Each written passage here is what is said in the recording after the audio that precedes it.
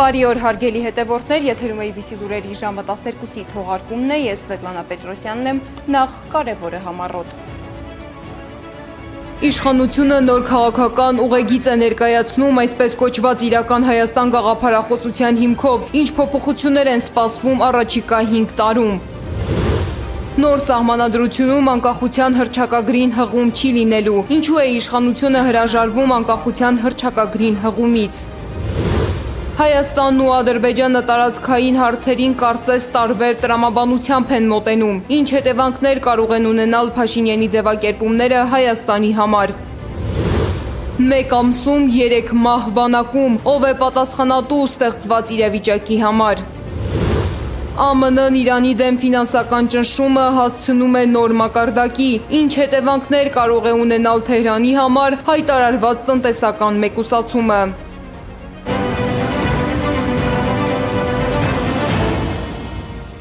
Ազգային ժողովն այսօր քննարկում է կառավարության 2026-ից 2031 թվականների ծրագիրը։ Նիկոլ Փաշինյանը խորհրդարանի ամբիոնից ներկայացնում է իշխանության առաջիկա 5 տարիների առաջնահերթությունները։ Նշեմ, որ խորհրդարանում ավարտվել է մշտական հանձնաժողովների նախագահների ընտրության գործընթացը։ 12 հանձնաժողովներից 10-ի նախագահներն արդեն ընտրվել են։ Մնացած հարցերին պատգամավորները կվերադառնան կառավարության ծրագրի քննարկումից հետո։ Կառավարության ծրագիրը ներկայացնելիս Նիկոլ Փաշինյանը հայտարարել է, որ հունիսի 7-ի ընտրությունով ժողովուրդը քվեարկել է իրական Հայաստան գաղափարախոսության օգտին եւ իր գնահատմամբ դրանով հիմք է դրվել այսպես կոչված 4-րդ հանրապետությանը։ Իրական Հայաստանի գաղափարախոսությունը արձանագրում է, որ Հայաստանի Հանրապետության գործնական միակ նշանակությունը իր միջազգայինորեն ճանաչված 29743 քառակուսի կիլոմետր տարածքում իր քաղաքացիների համար խաղաղություն, ազատություն, անվտանգություն, բարեկեցություն ապահովելն է, քաղաքացիների երջանկության համար միջավայր, ինչպես ժամանակակից կյանքում ընդունված է ասել, էկո համակարգ ստեղծելը, ժողովրդի ինքնությունը պահպանելը եւ զարգացնելը։ Հենց այսպիսի պետության ու տեսլականի օգտին են քվեարկել Հայաստանի Հանրապետության քաղաքացիները 2026 թվականի հունիսի 7-ին եւ այս տեսլականն է, որ անվանում ենք 4-րդ հանրապետություն։ Կառավարության ծրագրի քաղաքական առանցքային դրույթներից մեկը Փաշինյանի ձևակերպմամբ նոր սահմանադրությունն է։ Նա հայտարարել է, որ նոր սահմանադրության մեջ անկախության հռչակագրին հղում չի լինելու։ Այսպիսով իշխանությունը փաստացի ընդունում է, որ սահմանադրական փոփոխությունների հարցում իրականացվում է այն պահանջներից մեկը, որը տարիներ շարունակ առաջ էր քաշում Ադրբեջանը։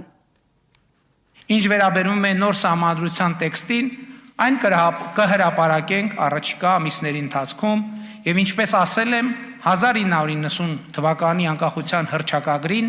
նոր սահմանադրության մեջ հղում չպետք է լինի։ Ինչու՞։ Մի պարզ պատճառով մենք հայտարարել ենք Ղարաբաղի շարժումը չշարունակելու, ավարտելու անհրաժեշտության եւ որոշման մասին, կայացրել ենք այդ որոշումը եւ ժողովուրդը այդ որոշումը հաստատել է։ Նոր սահմանադրության մեջ հղում անել անկախության հռչակագրին կնշանակի շարունակել Ղարաբաղի շարժումը, կնշանակի վերադառնալ կոնֆլիկտի տրամաբանությանը, իսկ սա անել չեն կարող առավել եւս 2026 թվականի համապետական ընտրություններից հետո, որտեղ մեր ժողովուրդը քվեարկել է խաղաղության օգտին եւ խաղաղության օրակարգը այժմ այլևս համապետական օրակարգ է։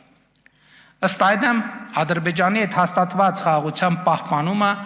ամրապնդումը եւ ինստիտուցիոնալացումը կառավարության համար առաջնային օրակարգ է։ Փաշինյանը ներկայացրել է նաեւ թրիփից ակնկալվող արդյունքները։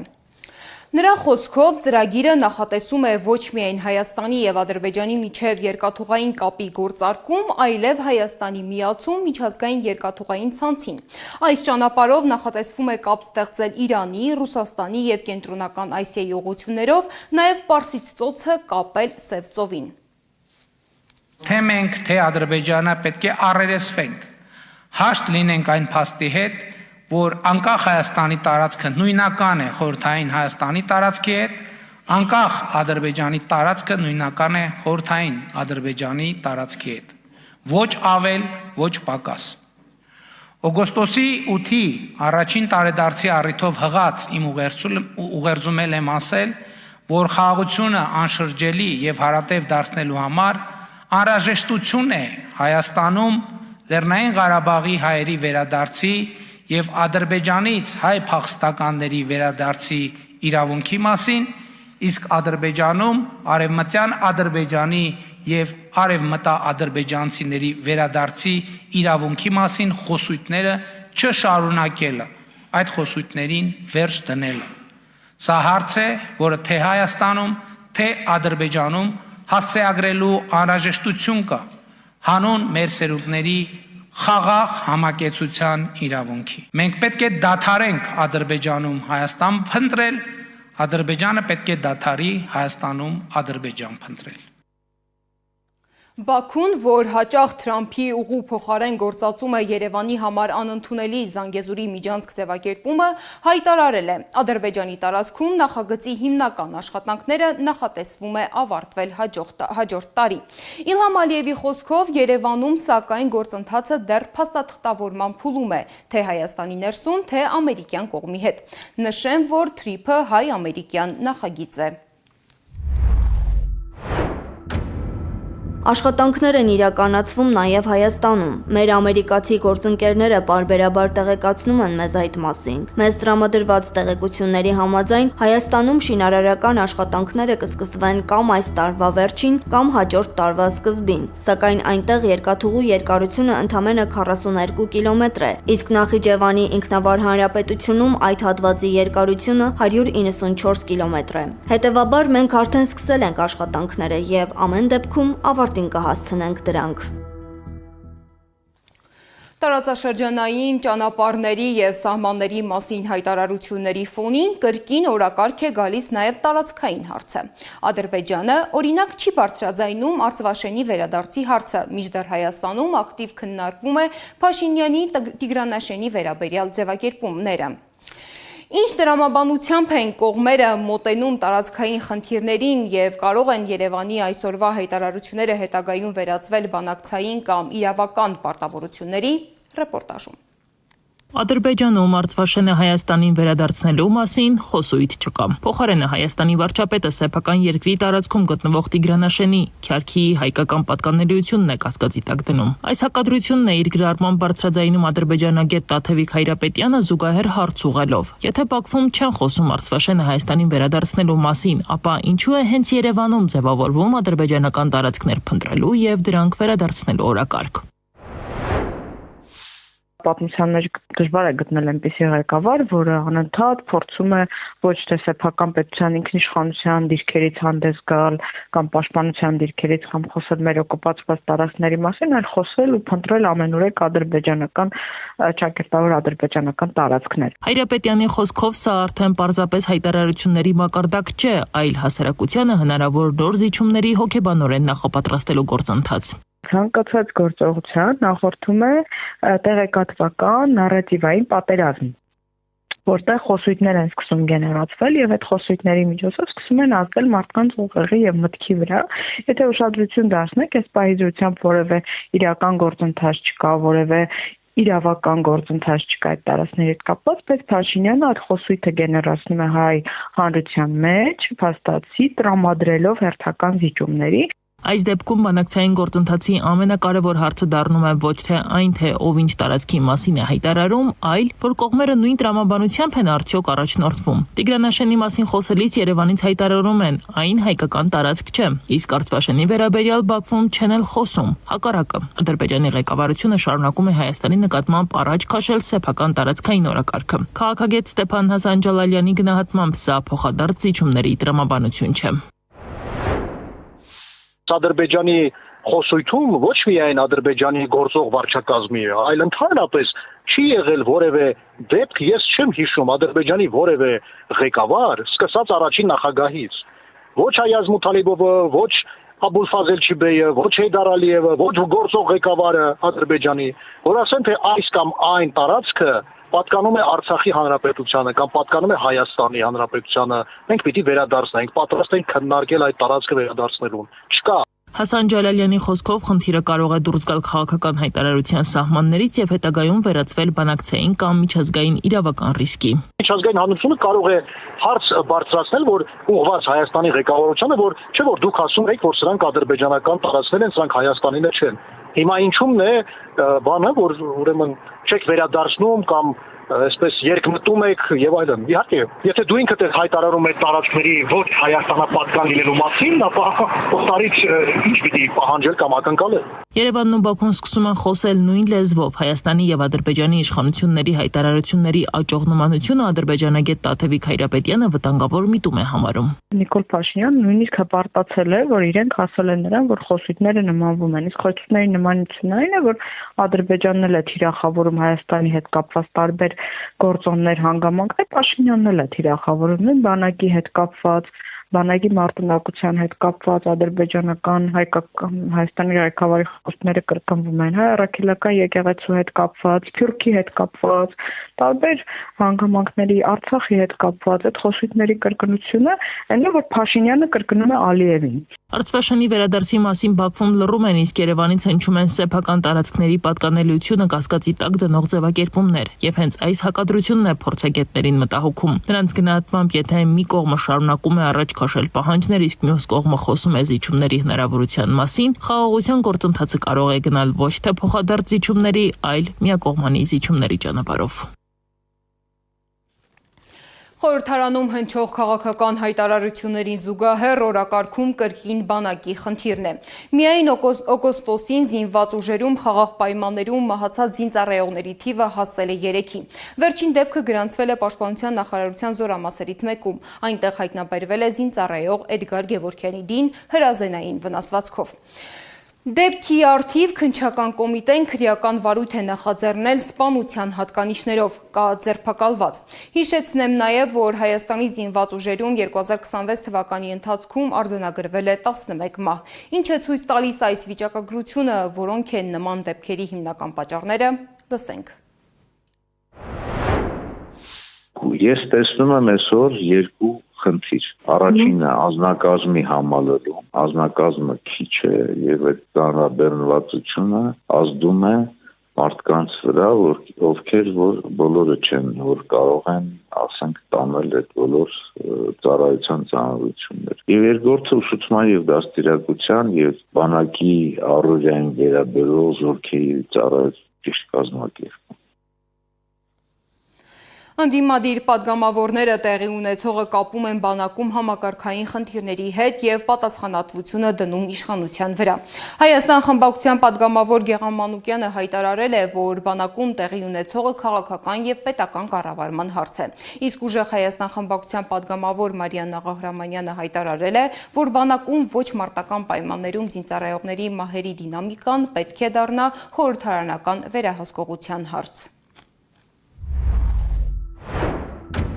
Այս վիճակը համակարգային խոր ճգնաժամի հետևանք է։ Փորձառու կադրերը վերջին տարիներին հետևողականորեն հեռացվեցին բանակից։ Չեզոքացվեց բանակի հոգևոր առաջնորդության գնդերեցների կարևորագույն ինստիտուտը, որը տասնամյակներ շարունակ էական դեր է խաղացել զինվորների հոգևոր բարոյական նկարագրի ձևավորման, ներանձնային եւ միջանձնային կոնֆլիկտների մեղմման գործում։ Նրանց աշխատանքից ազատումը զինվորներին զրկեց հոգևոր աջակցության եւ ծանր պահերին ապավեն գտնելու կարևոր օղակից, ինչը նպաստում է արատավոր բարքերի արմատավորմանը։ Զինված ուժերի բարոյահոգեբանական վարչությունը ըստ էության անարդյունավետ է ու գործում է ձևական։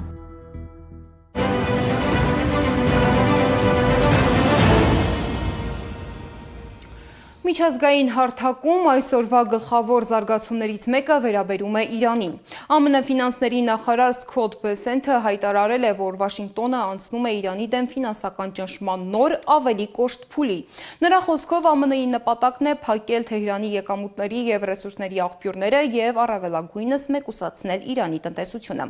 Բեսենթը հայտարարել է, որ առաջիկայում սկսվելու է իր բնորոշմամբ ԱՄՆ-ի կողմից իրականացվող ամենամեծ ֆինանսական հարձակումը հակառակորդի դեմ։ Միջազգային մյուս լուրերը ռեպորտաժում։ Իրանը կոշտ նախազգուշացում է հղել հարևան երկրներին։ Իրանի ազգային անվտանգության բարձրագույն խորհրդի քարտուղար Մոհսեն Ռեզային հայտարարել է, որ Թեհրանը պատրաստ է հարվածել նավթատար լցանավերին ոչ միայն Հորմուզի նեղուցում, այլև Պարսից ծոցից նավթի արտահանման այլ ծովային ուղիներում, եթե տարածաշրջանի երկրները միանան Միացյալ Նահանգների հայտարարած Թեհրանի դեմ տնտեսական ճնշմանը։ Ավելի վաղ Միացյալ Նահանգների նախագահ Դոնալդ Թրամփը հայտարարել էր Իրանի դեմ աննախադեպ տնտեսական պատերազմ սկսելու մասին եւ դաշնակիցներին դրան միանալու կոչ էր արել։ Վաշինգտոնի սպառնալիքներին զուգահեռ Իրանը փորձում է ցույց տալ, որ պատրաստ է նաև տնտեսական ճնշմանը դիմակայել։ Իրանի Իսլամական հեղափոխության պահապանների կորպուսի խոսնակ Հոսեյն Մոհեբին հայտարարել է. Իրանը պատրաստ է հակազդել Միացյալ Նահանգների ցանկացած թշնամական գործողության։ Նրա խոսքով Թեհրանը կարող է տնտեսական հարաբերություններ զարգացնել այլ երկրների հետ եւ այդպիսով մեղմել ամերիկյան ճնշումների հետևանքները։ Մոհեբին նաև պնդել է, որ տնտեսական գործողությունների մասին Թրամփի հայտարարությունը վկայում է ռազմական հակամարտությունում Վաշինգտոնի պարտության մասին։ Այս ֆոնին Թեհրանը նաև դիտարկում է տարածաշրջանային դաշինքների ընդլայնման հնարավորությունը։ Իրանը պաշտոնական հրավեր է ստացել միանալու Սաուդյան Արաբիայի, Թուրքիայի եւ Պակիստանի միջև կնքված Մեքքայի համաձայնագրին։ Թեհրանի իշխանություններն այժմ քննարկում են առաջարկը։ Իրանի խորհրդարանի մամուլի ծառայությունից հայտնել են, որ տարածաշրջանային երկրների միջև անվտանգության ընդհանուր համակարգի ստեղծումը կարող է համապատասխանել Իրանի շահերին։ Թեհրանը միաժամանակ շարունակում է պնդել, որ Միացյալ Նահանգների ռազմական ներկայությունը Պարսից ծոցի երկրների անվտանգությունը չի ամրապնդում, այլ հակառակը, մեծացնում է վտանգները։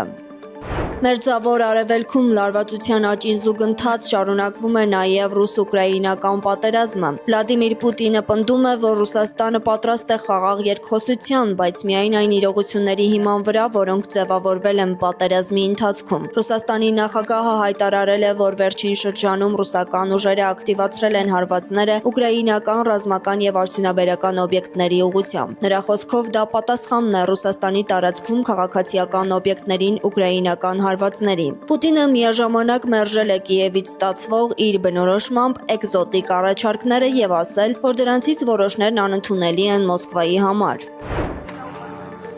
Իսկ Ռուսաստանի մի շարք շրջաններում վերջին հարվածների հետևանքով զոհեր եւ ավերածություններ են գրանցվել։ Ամենածանր հետևանքները Կրասնոդարում են։ Այստեղ անօթաչու թռչող սարքի բեկորներն ընկել են մասնավոր մանկական կենտրոնի վրա։ Զոհվել է 2 երեխա, եւս 7 երեխա վնասվածքներ է ստացել, 2 մեծահասակ հոսպիտալացվել է։ Հարվածների հետևանքով հրդեհներ են բռնկվել նաեւ Օզոնի մի շարք լոգիստիկ կենտրոններում։ Կրասնոդարում եւ Մախաչկալայում աշխատակիցները տարհանվել են։ Մախաչկալայում մի քանի մարդ վնասվածքներ է ստացել, սակայն նրանց կյանքին վտանգ չի սպառնում։ Եղանակային ծանր պայմանների պատճառով խնդիրներ են առաջացել Լիտվայում։ Ուժեղ քամիներն ու հորդառատ անձրևները երկրում զանգվածային հոսանքազրկումների են հանգեցրել։ Առանց էլեկտրականությանը մնացել շուրջ 155,000 սպառող։ Ամենածանր վիճակը Կլայպեդայի շրջանում է, խնդիրներ կան նաև Ալիտուսի եւ Վիլնյուսի շրջաններում։ Էլեկտրաէներգիայի վերականգնման աշխատանքներին ներգրավվել է շուրջ 260 բրիգադ, մոտ 1500 աշխատակցով։ Բնական աղետի հետևանքների դեմ պայքարում է նաև Ճապոնիան։ Տոկիոյում ռեկորդային տեղումները հեղեղել են փողոցները, կաթվածահար արել երթևեկությունն ու մետրոյի աշխատանքը։ Եվ վերջում, Չինաստանի մայրաքաղաքում անցկացվում են համաշխարհային խաղերը, որոնց գլխավոր մասնակիցները լինելու են ոչ թե մարդիկ, այլ ռոբոտները։ Անահիտ Սարգսյան, Սվետլանա Պետրոսյան, Գեղամ Ղազարյան, ABC Media։ Այս ժամի համար նախատեսել էինք այսքանը, շարունակեք հետևել մեզ սոցիալական բոլոր ցանցերում կամ այցելեք մեր պաշտոնական կայք www.abcmedia.am։ Շնորհակալություն, որ մեզ հետ էիք, ABC լուրերի գլխավոր թողարկումը ժամը 18-ին է, կհանդիպենք։